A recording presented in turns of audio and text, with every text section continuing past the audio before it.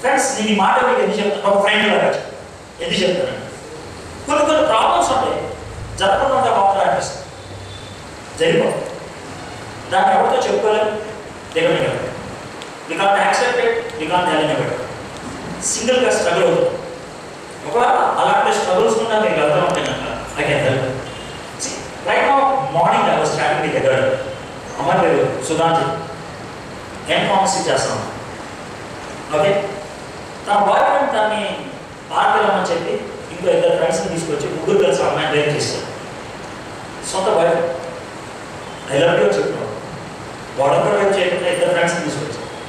వాళ్ళు ముగ్గురు రేప్ చేసేటప్పటికి ఆ అమ్మాయి పొందుకుపోయింది, వాడు ఫియర్, టెన్షన్. సుధాంజలి మాట్లాడాడు, 11 టైమ్స్ సూసైడ్ చేసుకోవడానికి ట్రై చేసింది. 11 టైమ్స్, 4 టైమ్స్ నేను ఆపాను. అంటే మీరు ఏమైనా పట్టుకున్నాను అంటారు. ఒక షాపింగ్ తింటే పట్టాల సుధాంజలి ఎలా ఉంటుందో నాకు తెలియదు, I did not see her. ఆమె ఎలా మాట్లాడుతుందో నాకు తెలియదు, ఐ నెవర్ హర్డ్ హర్. ఎందుకంటే నా దగ్గరికి ఆమె లింక్ వచ్చేటప్పటికి ఆమెకు నోరు పోయింది. ఆమె ఏ ఊళ్ళో ఉంటుందో నాకు తెలియదు, మోస్ట్ ప్రాబబ్లీ వైజాగ్ ఏరియా నేను అనుకుంటున్నాను. ఆమె ఇచ్చే ఛాన్స్ బట్టి దట్స్ ఆల్.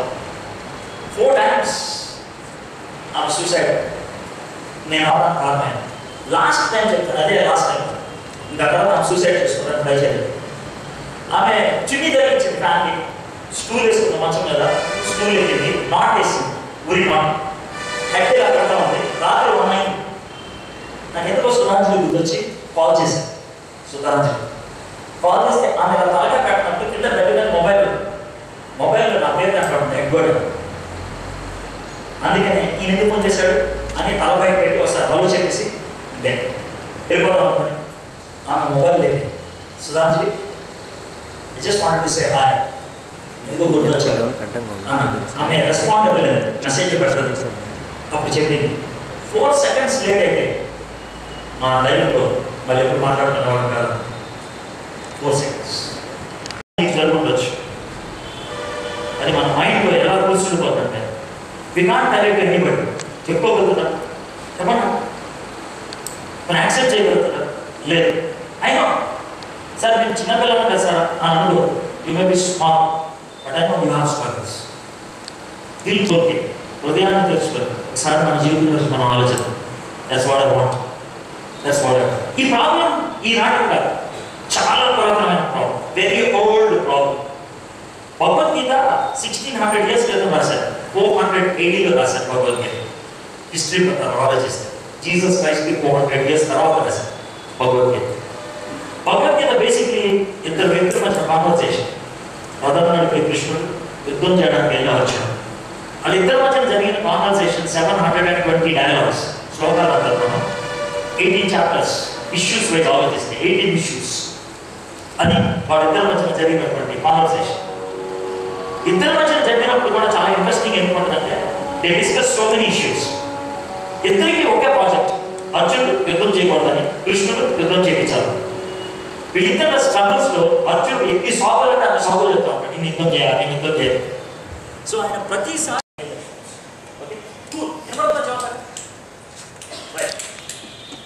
అయితే ఆ టైంలో 16th chapter Bhagavad Gita towards the end almost 16th శ్లోకాలు వచ్చినప్పుడు ఆయన తనకున్న ఒక స్ట్రగుల్ చెప్పారు.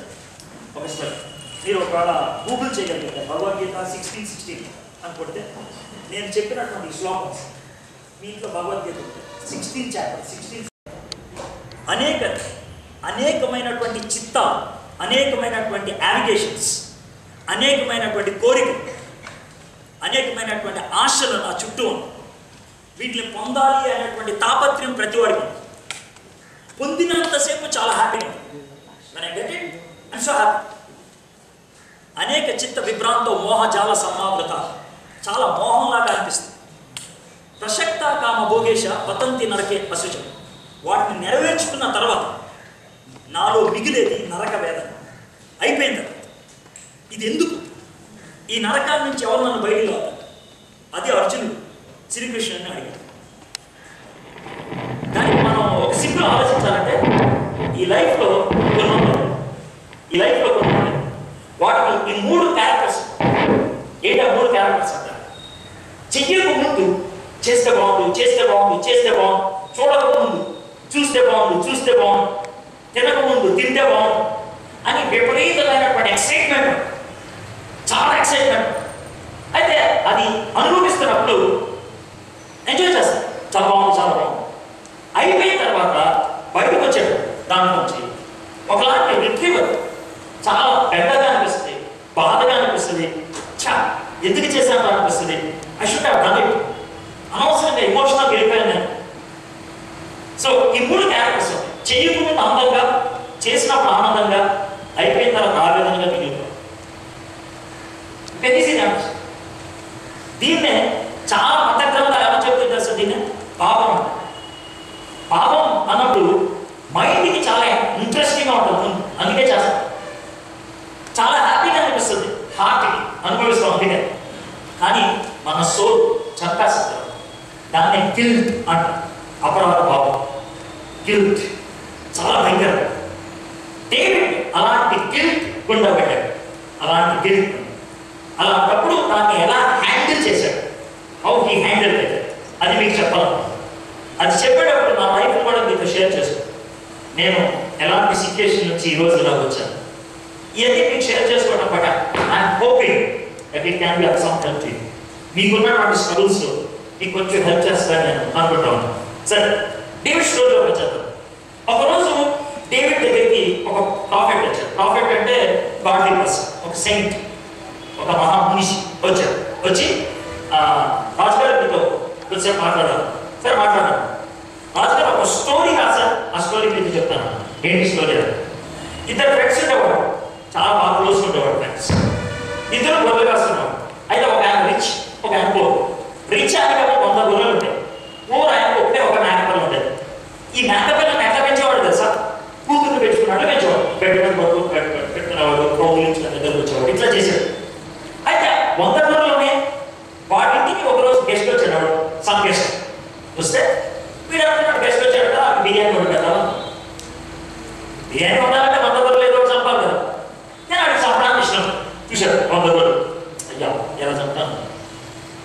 ఈ ఇంటికి పక్కింటికి బాగా షార్ట్ హైట్లో ఉంది. ఇలా చూశాడు, పక్కింటి గ్రౌండ్లో మేకపిల్ల ఒకటి డోర్స్ అన్ని క్లోజ్ చేశాడు. మామిడి గోడలు ఉంటాయి, రూమ్కి మేకపిల్లని తెచ్చేసాడు. పక్కన వస్తాడు, బిర్యానీ వండేసాడు, అయిపోయింది, పెట్టేసాడు. ఈ స్టోరీ చెప్తా ఉంటే డేవిడ్ సీట్లో ఇలా కూర్చుంటాడు కదా, రాజుగారు మామూలుగా ఇలా కూర్చుంటాడు. ఇలా కూర్చున్నాడు, ఇలా వచ్చాడు. మనోడు స్టోరీ చెప్తున్నాడు, ఇంకా లాభం లేదని కూర్చున్నాడు.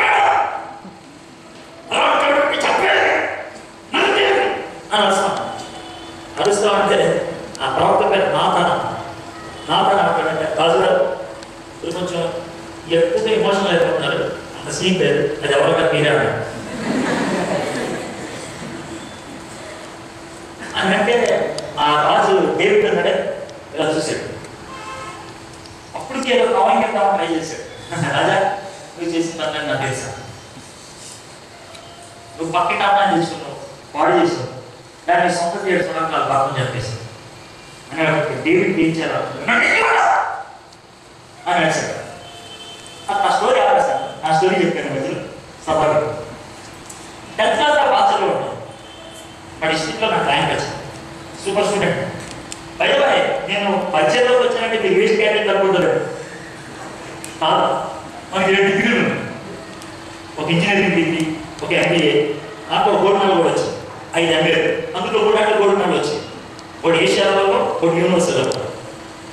సో తప్పే కదా నాశనం, ఎవరు వేసుకోవడము, పేరు వచ్చేయడం అనుకుంటారు. ఓకే, ఎండింగ్ చెప్తే మీకు కొంచెం బాగుంటుంది కదా, రైట్? సరే, 10th క్లాస్లో ర్యాంక్ వచ్చింది మనం. కానీ కాలేజ్లోకి వచ్చిన తర్వాత మనకి 3 స్వేచ్ఛలు దొరికాయి, మీకు కూడా దొరికాయి. ఏంటి సార్ కూడా అంటారు. 10th క్లాస్ దాకా 5 పుస్తకాలు కొట్టుకెళ్ళేవాడు స్కూల్. కాలేజ్కి వెళ్ళినప్పుడు 40 పేజీ నోట్బుక్ కొనుక్కున్నాను, జోలు పెట్టుకున్నాను, ఫ్రీడమ్ కదా.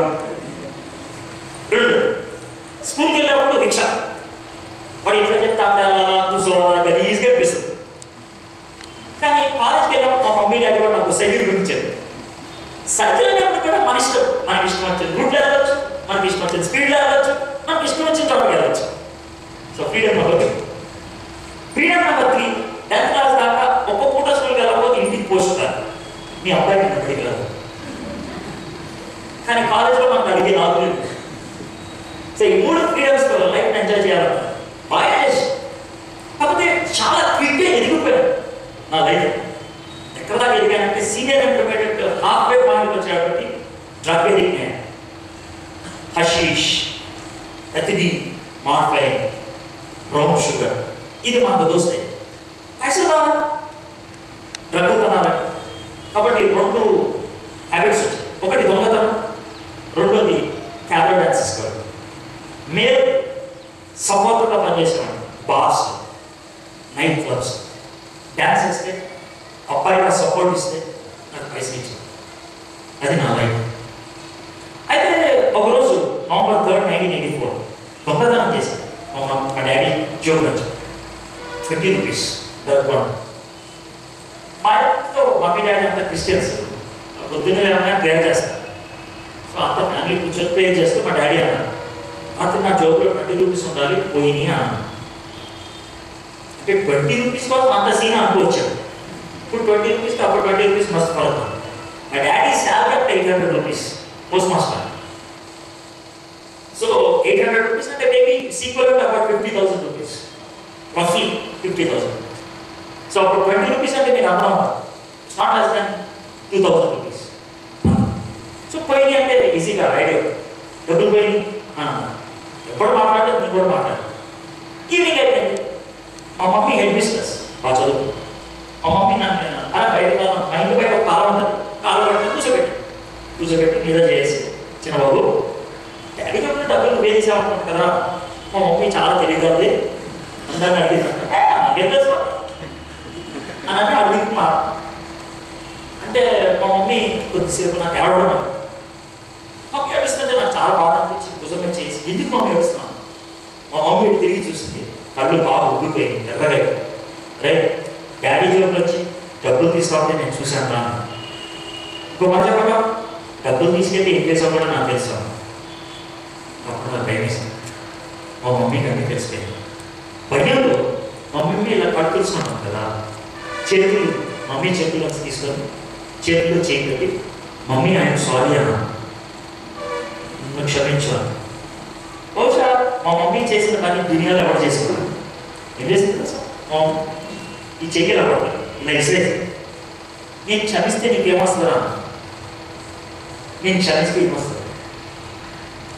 ఆ రోజు డేవిడ్ నాథన్ కూడా అదే అడిగాడు, నాథన్ ప్లీజ్ ఏమైనా చేయవా అని అంటే, నేనేం చేస్తా, నేనేం చేయలేదు. డేవిడ్ పొజిషన్ నా పొజిషన్ ఒకటే. మా మమ్మీ నేనేం చేయగలను, ఏం చేయలేదు. నాథన్ నేనేం చేయగలను, ఏం చేయలేదు. నువ్వు చేసినటువంటి పనికి ఈ లోకంలో ఎప్పుడు సంజాయించగలడు తెలుసా, నోబడి ఎల్స్. దాన్నే లోన్లీనెస్ అంటారు. మన చుట్టూ చాలా దోస్తులు ఉంటారు, మనం కొన్నిసార్లు అలా చూస్తున్నాం, ఏమిరా ఏమిందిరా అంటారు. అప్పుడు మన నుంచి యూ